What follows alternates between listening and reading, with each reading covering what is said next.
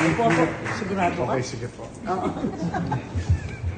Maraming salamat po sa lahat po ng dumalo ngayong araw na ito. Medyo kabado po ako. May hawak po akong mic. Anak po ako ni Divina.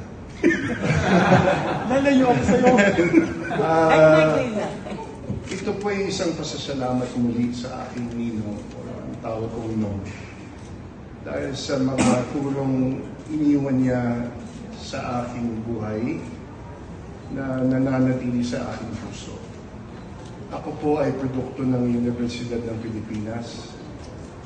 Doon po namulat ang aking mga mata sa maraming bagay. Tulad ng mga nagsasabing kailangan na po ng ceasefire. Nasa mga dibuho ko din po yun sa itaas kung yung titingnan.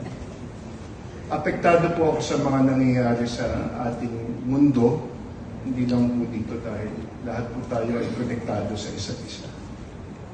At kung iisipin po natin, pag pinikit po natin ang ating mga mata, isa lang po ang ating nakikita.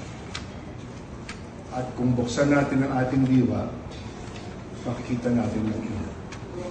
Maraming salamat po. At